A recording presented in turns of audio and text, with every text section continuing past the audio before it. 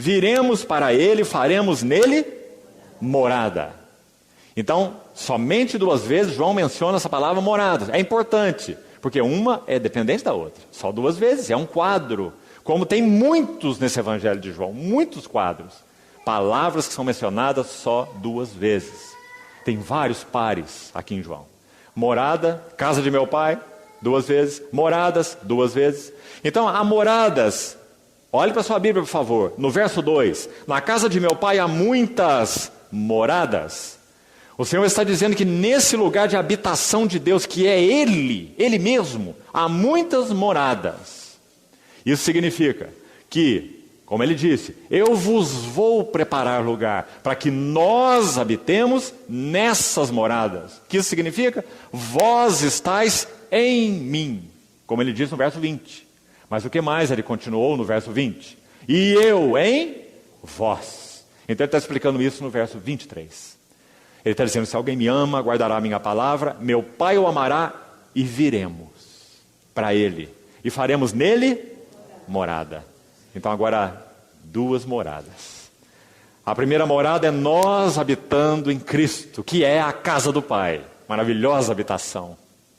E a outra morada é Cristo e o Pai, pelo Espírito Santo, vindo morar em nós, encontrando morada em nosso coração.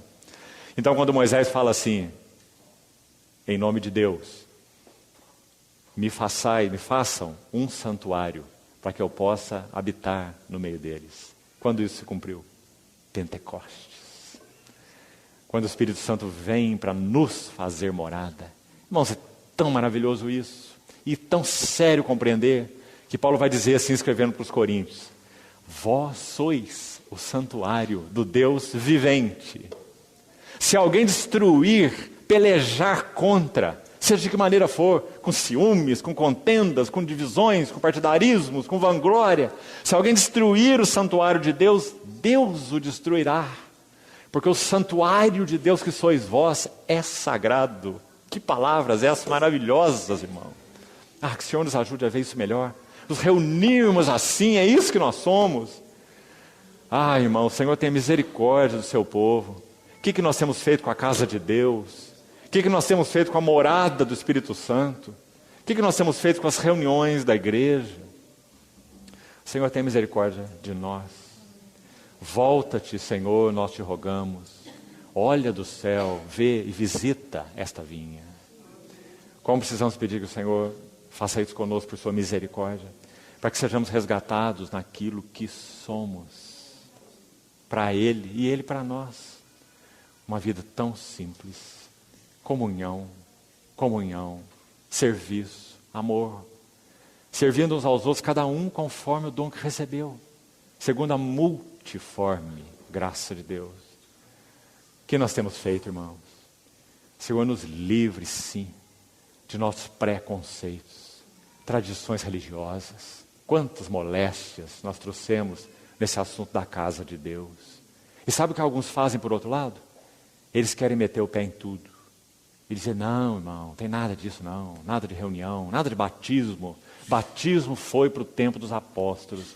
Há pessoas falando isso no nosso país, pregando isso, que batismo foi coisa para o tempo dos apóstolos, que mesa do Senhor já passou, que reunião não tem sentido, reunir num lugar todos juntos para cantar, ouvir palavra. Vamos reunir debaixo da árvore, quando você encontrar um irmão no meio-dia, tem uma comunhão com ele. Aí está a igreja, aí é a reunião da igreja.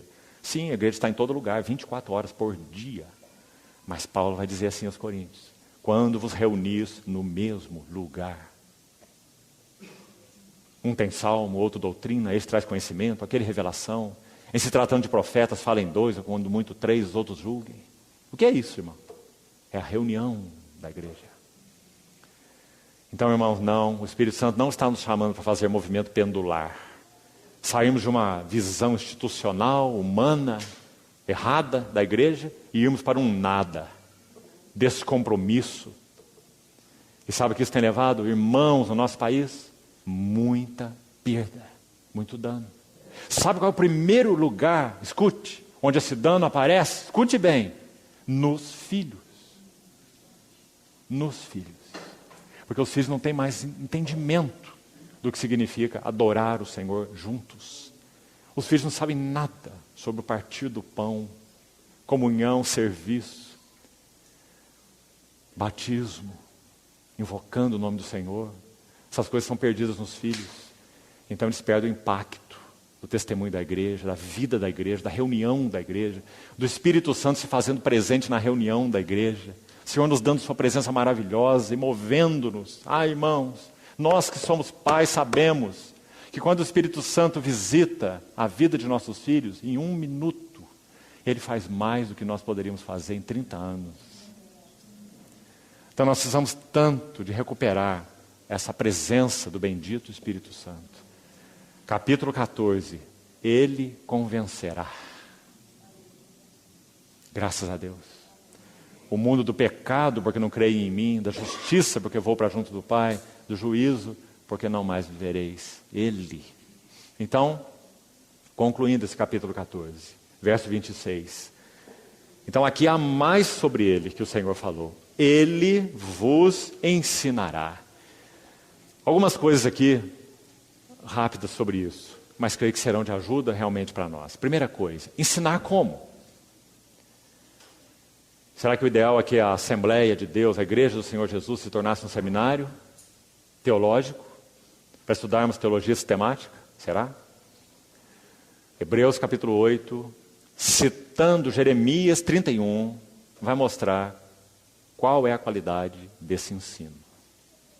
E vai dizer assim: ninguém jamais ensinará o seu próximo, nem cada um o seu irmão, dizendo, conhece o Senhor, porque todos me conhecerão, desde o menor deles até o maior, porque nas suas mentes eu imprimirei as minhas leis, e sobre os seus corações eu as inscreverei, e eles serão meu Deus, meu povo, e eu lhes serei o seu Deus.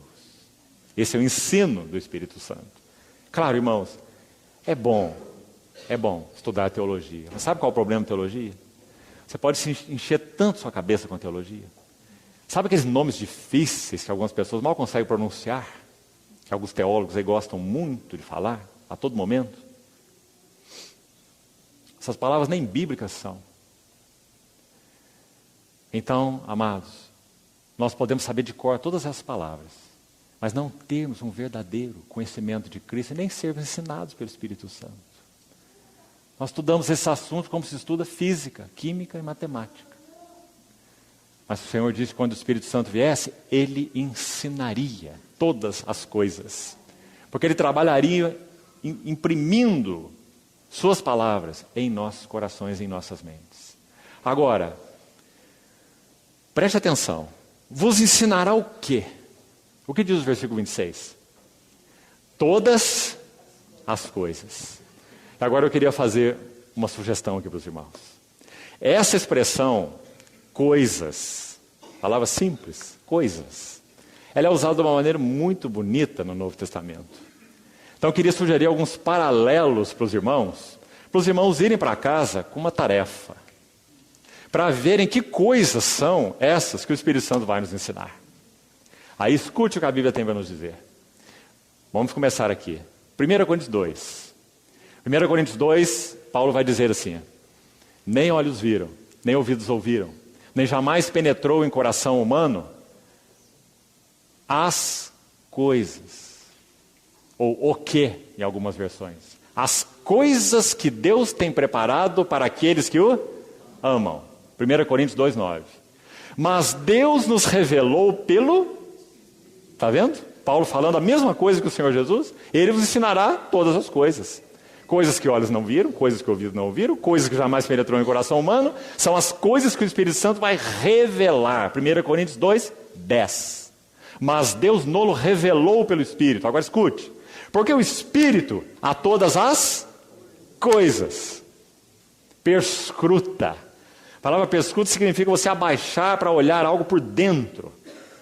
O Espírito a todas as coisas perscruta, até mesmo as profundezas de Deus. Então nós estamos entendendo bem o que o Espírito vai nos ensinar, né? O Senhor colocou isso numa frase. Paulo está nos ajudando. Aí ele continua. Porque ninguém sabe as coisas. Ninguém sabe as coisas de Deus, senão o Espírito de Deus.